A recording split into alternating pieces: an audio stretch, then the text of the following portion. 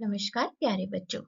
आज की हिंदी कक्षा में हम सीखेंगे हिंदी व्याकरण का एक बहुत ही महत्वपूर्ण पाठ, विशेषण यानी कि एडजेक्टिव। वीणावादी चैनल में आइए आसान सी ट्रिक के साथ हम सीखते हैं विशेषण, जो कि सीबीएसई तथा अन्य बोर्ड की परीक्षाओं के लिए बहुत ही महत्वपूर्ण है।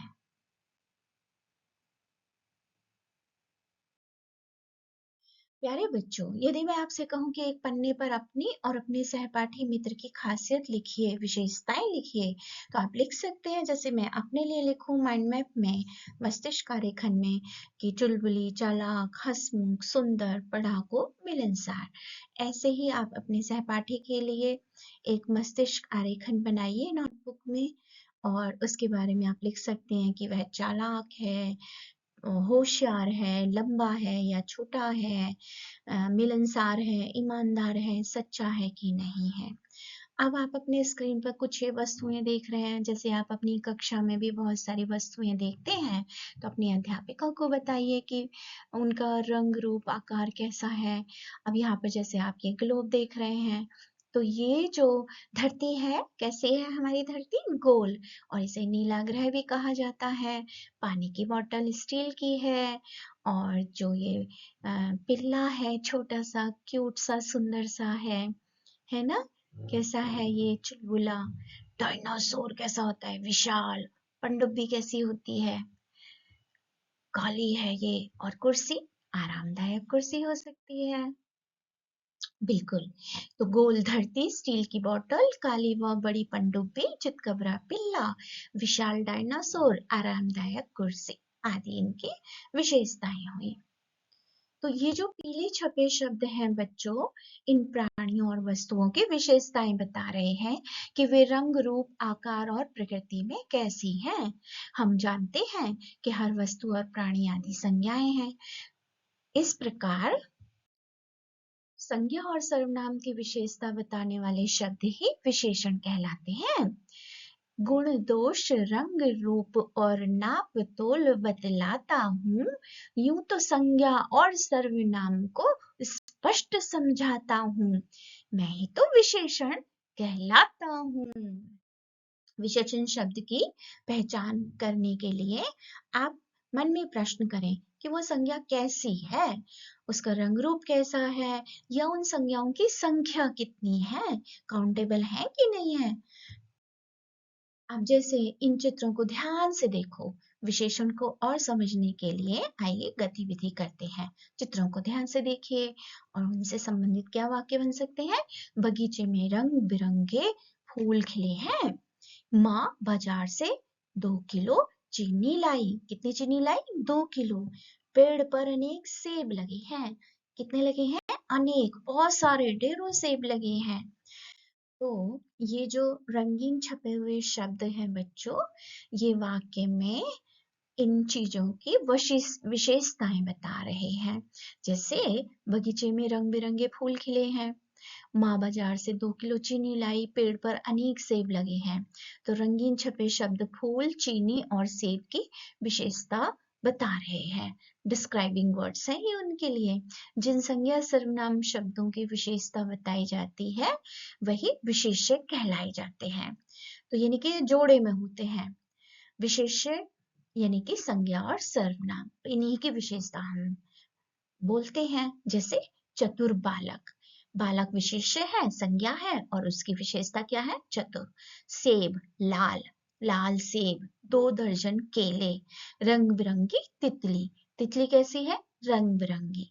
केले कितने हैं? 2 दर्जन। सेब कैसा है रंग में? लाल। और बालक की विशेषता, बालक कैसा है? चतुर। तो इस तरह से प्रश्न लगा के हम उत्तर पा सकते हैं कि वो विशेषण क्या है। अब आइए जानते हैं विशेषण के भेद। बच्चों, मैंने विशेषण के जो 4 भेद हैं उसके लिए एक फॉर्मूला, सूत्र बनाया है, ताकि आप ट्रिक से याद कर सकें कम समय में। गुसंपसा, तो ये एक सूत्र हो गया गुसंपसा। इसमें चारों भेदों के नाम आ गए। गु से गुणवाचक, सम से संख्यावाचक, प से परिमाणवाचक और सा से सार्वनामिक। एक शब्द याद करना जल्दी से आसान होता है ना। तो गुणवाचक में गुण दोष रंग दशा अवस्था आदि हम जानते हैं।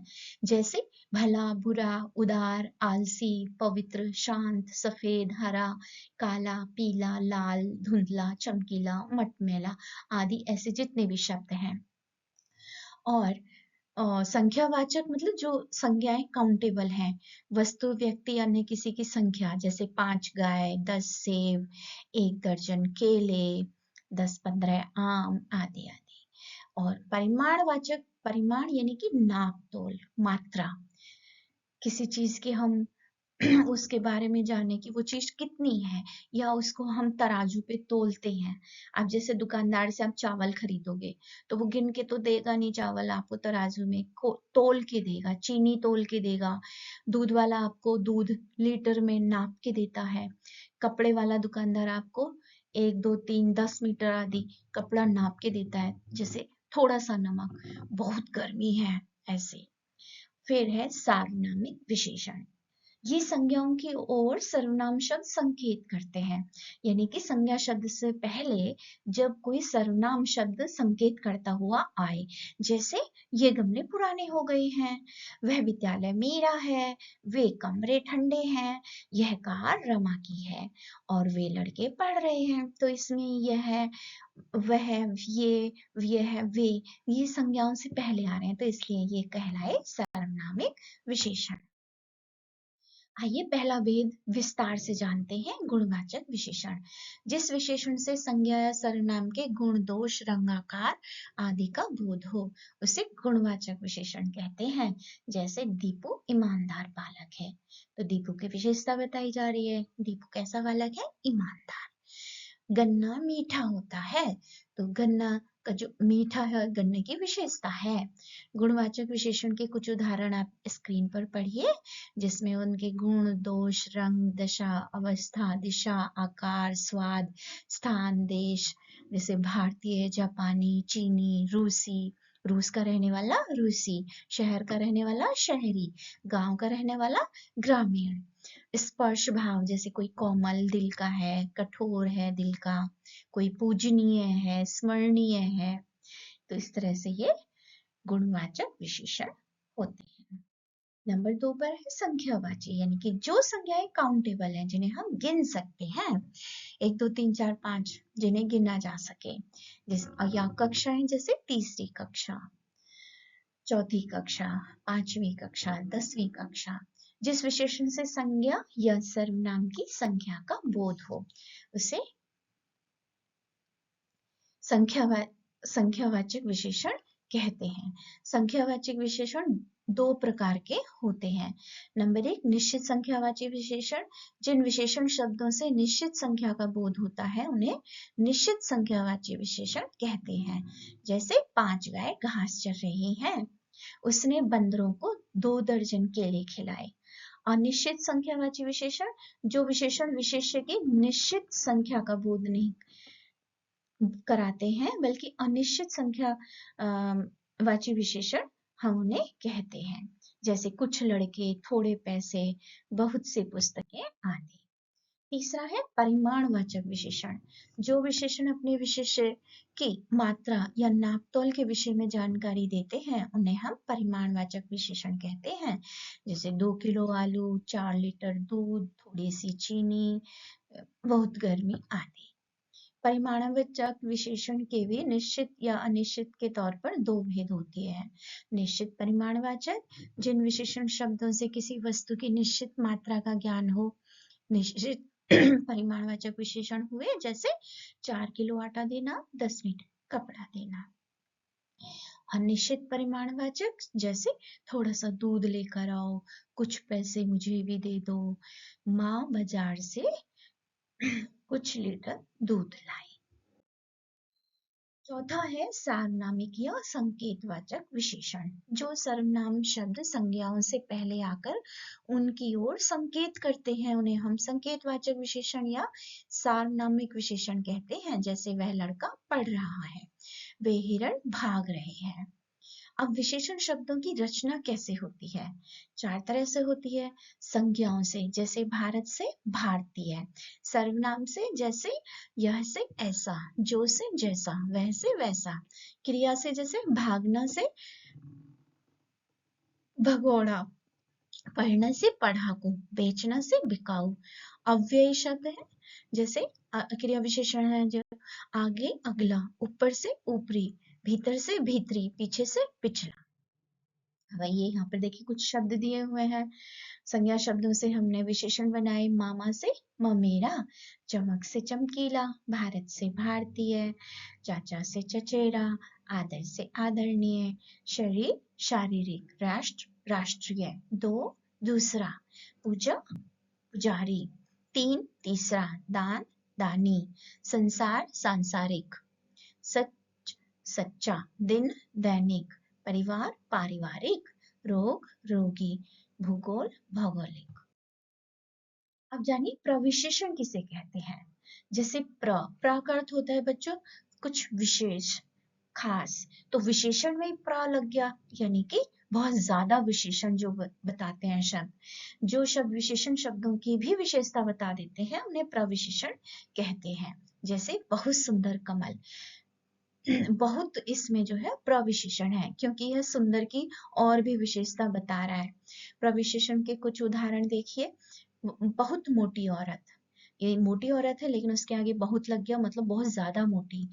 बहुत ऊंचा आदमी, बिल्कुल दुबली लड़की, लड़की दुबली है लेकिन और उसके आगे बिल्कुल लग गया तो वो उसका प्रविशेषण हो गया, मतलब बहुत ज्यादा दुबली।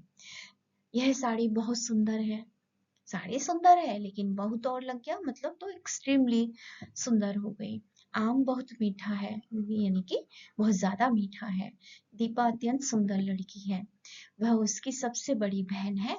सबसे लग गया तो मतलब सारी बहनों में वो सबसे बड़ी हो गई, तो ये प्रविशेषण हुए। आइए कुछ अभ्यास करते हैं। दिए गए वाक्यों में विशेषण शब्दों को रेखांकित करके भेद का नाम लिखिए। अध्यापक ने छात्रों को कुछ पुस्तकें दी,